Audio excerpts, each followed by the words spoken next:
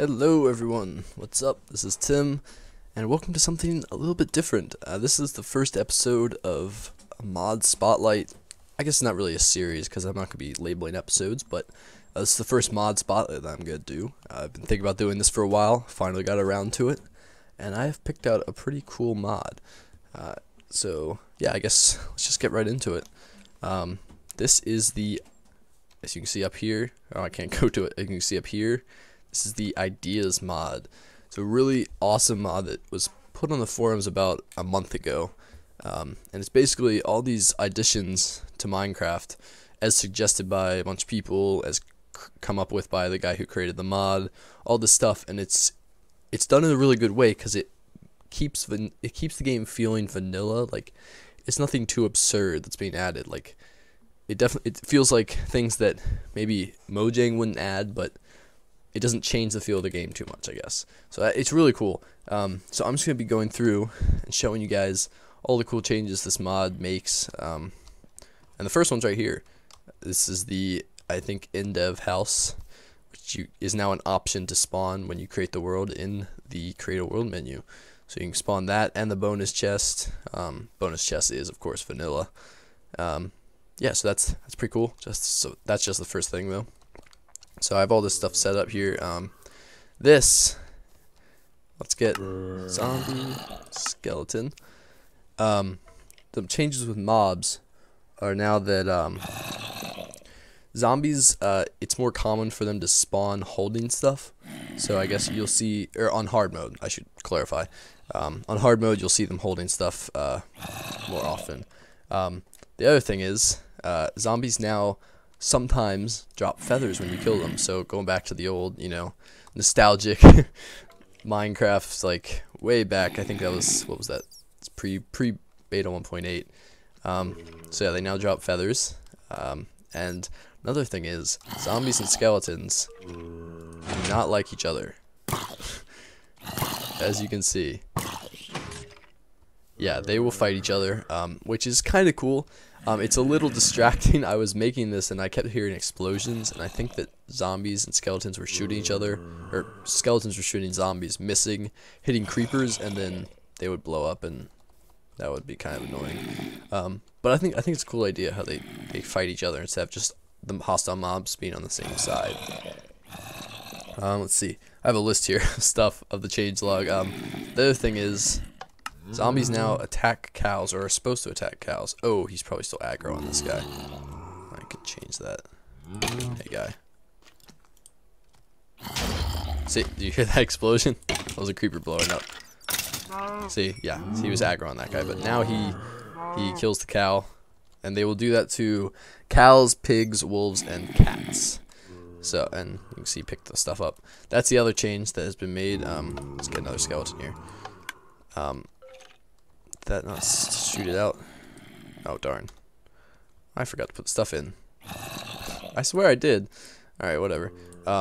That's the other change, is that skeletons will now. It's almost every time they'll put on whatever you give them. So you can see, put on the helmet, picked up the sword, dropped the bow, put on the leggings, put on the chest plate, put on the boots. So it's much easier to get skeletons and zombies to pick up stuff. So what else? Oh, another minor change is they added the command block and the dragon egg to the creative screen, which is pretty cool. I like that. Yeah, now let's get into the different items that are added and changed. First of all, we have stick of dynamite. This is pretty cool. It's crafted like this. These are the crafting recipes on the side. It uses ash, which I'll get to in a bit. And it's basically a throwable TNT. It doesn't have quite as large an explosion radius, but it's toss this stuff ahead.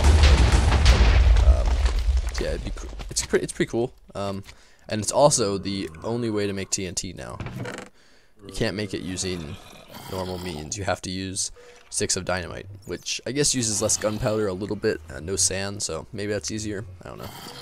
Let's put that back. The other thing is spikes, which are made like this. These can be used for traps. See, they sort of make like an anvil-like sound when you place them. Whoa. I guess I have to go and do. Oops, not 12. See, they hurt you if you walk on them. Yeah. So this is pretty cool. Get rid of them. Alright, and then TNT, that's normal, it's just crafted a different way. Something else that's been changed is how things stack. So you can now have 64 beds in a stack. You can have 64 ender pearls, and you can have 16 doors. So it just makes it a little easier to carry stuff around. I don't know if that was a suggestion or something he added right when he made the mod, but pretty cool addition. Definitely, it's a little different. Like it's kind of changes the balance a little bit, but I don't think it's too bad. It's pretty cool. This is another thing that's really awesome. Now you don't have to have torches and levers in the same. Like you don't have to have a torch and a lever. You just have a torch lever, which is crafted like this. Putting a lever on top of a torch, get you a torch lever. You put on a wall, and it does emit light too, which is pretty awesome. And then the other thing is a bale of hay. I'm not sure what these do, to be honest. Yeah, I'm looking through the changelog here. I'm not sure. I think he has plans to have them do something with breeding, but he has not implemented that yet. He also has plans to. This was a suggestion from someone. Has plans to make it so you don't take fall damage when you fall in hay. It's kind of like Assassin's Creed, which is pretty cool. Very creative. What's in here? Oh, right. This mod adds a bunch of different types of food, which is really cool because it's kind of like back when they added steak, you know, like it made sense. And this stuff makes sense too, you know, it's stuff that comes from mobs that are already in the game, but now you can make some different stuff out of them. So from sheep you get mutton. You can bake pumpkin seeds. From squid you get squid tentacles and fried calamari. Yum. Mushroom stew, I will show you this. There's no change to it. But he did add a new audio thing. So if you heard that, it sounds like you're drinking a potion rather than eating something, which is, you know, it's realistic. It's stew, right? Apple juice. This heals this gives back 1 hunger bar, and it also acts like milk in that it removes potion effects. So that's pretty cool. Just need glass and apples. And the cool thing about apples, all this stuff kind of ties in. Well, not really, I guess, but. Actually, it really doesn't. A lot of it's just random stuff, but it's pretty cool. Thing about, I guess I can't show this on creative, but the thing about apples, they're more common now from leaves, so it's not as hard to get apples. You can also make apple pie from apples, and that heals 4.5, or not heals, it fills 4.5 hunger slots, just made like this. And bread also has a different recipe. He did some balancing between bread and potatoes, so they're a little more balanced. I think this might give a little more because it uses wheat, or uses more wheat. I'm not positive though. Yeah, I was running around to get my hunger down so I could test out the soup thing, and it took so long I didn't do it again. But there's some minor changes to how bread and potatoes work. This I will get to in a minute. Oh, this is another cool thing that I really like. You can basically, with this, you can set up your own, like, cobblestone generator thing. Well, sort of, I guess. You'd have to have a way to collect it. Or you could use hoppers, of course. Yeah, basically, if you have a pickaxe inside a dispenser, and you flick it, it breaks the block in front of it, which is very cool.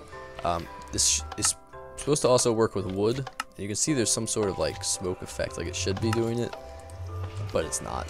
I think it's a bug. So that's no big deal. We'll probably fix that. Yeah. The other thing, you can now cook clay into bricks instead of having to get the clay and then cooking it into brick items and then making brick blocks. You can now just do it directly 1-to-1, which is cool.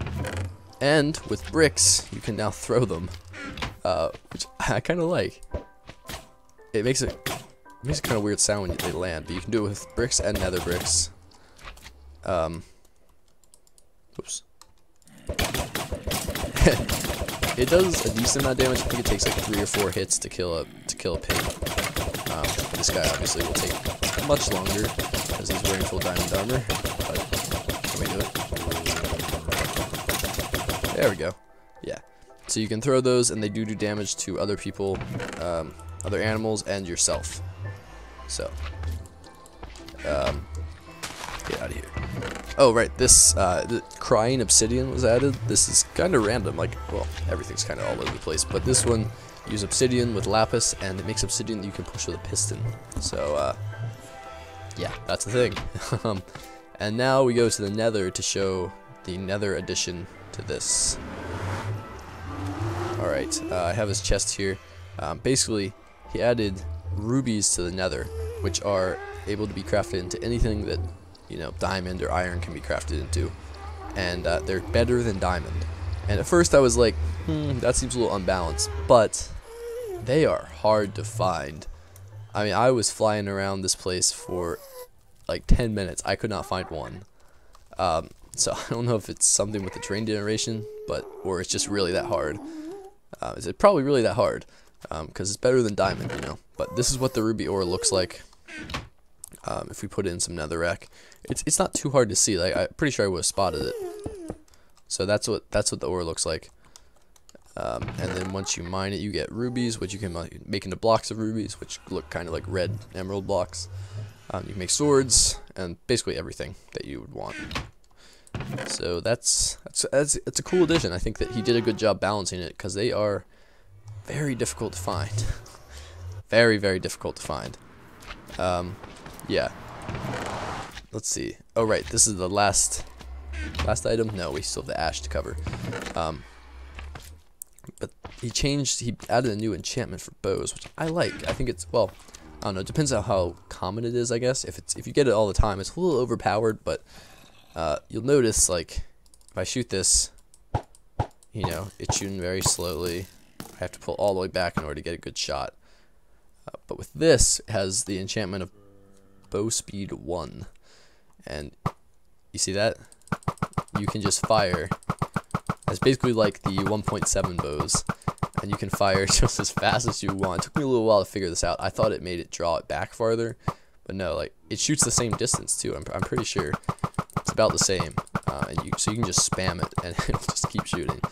So yeah, that's pretty cool. It's maybe a little overpowered if it's not balanced correctly, but this guy seems to know what he's doing, so I trust them to make it balanced right. Whoops. Yeah, keep the cobble, whatever. Yes, there's a couple changes they made to terrain. Ravines are 33% rarer. There's no more dirt or gravel patches underground, which is kind of nice. It was kind of weird how they're under there in the first place, but, you know, whatever. Let's see, rivers are made. He improved the generation of rivers, which, oh, by the way, look at that spawn. Witch hut right there, literally. Well, that's the spawn house, because it spawned that. But witch hut, like, right here. It's awesome. But as you can see, so we have this body of water. I'm trying to find where it comes from. I guess it's just sort of like a lake area over here. Does that continue? Maybe. But we have sort of like a lake area. And then he has this river coming off. There's a couple like lagoons coming off the river. And then it comes up here. Another like lagoon area. It comes up here, sort of like branches off to another inlet. Comes around here. I do think it looks a little better. It looks more rivery, I guess. It sort of flows, it curves, it has a bunch of indents and stuff. My world won't load. But yeah, I like it. I think that he did a good job with this. This is where I was testing out the fire. What is there anything any other changes to generation? Oh right, he actually changed it to, I forgot to say this. He changed it to a more beta like world generation. So basically, it's gonna be more like beta. Mine shafts are rarer, and there's more loot in the mine shafts and stuff, or dungeons, yeah, not mine shafts. So if you find a dungeon, you'll probably have some better or more loot there. Now the fun one, is fire. So we have ash here, which, like I said, can be used to create a stick of dynamite, and that's just harvested. You can actually place on the ground. It's just placed and harvested. Don't need a shovel or anything. It's just normal. But what this does, I'm trying to find where I should do this. I think we can do it over here. Fire has been made insanely fast spreading. Just watch. Yeah. This is on hard mode. I believe it's scaled. Oh, these things are affected by gravity too, which is kind of cool. I believe it's scaled to the different modes, but on hard, it is crazy fast, and whatever it burns, it basically turns to ash. See, and it now burns grass too. I don't know if it does that in vanilla, but it goes crazy. Like, it just takes over. You set this. I had trouble putting this fire out that I started. Yeah, I started and I was like, it can't be that bad, and then it just like started eating this tree, and I was like, no, stop. And I started breaking all the blocks and stuff. Yeah, I can show you actually how it works on grass too. Go over here. I don't want it to like go over and burn my house, even though I'm not gonna really use this world much, but it should be spreading. Maybe not. Now I'm a little confused because I did it over here and it definitely spread.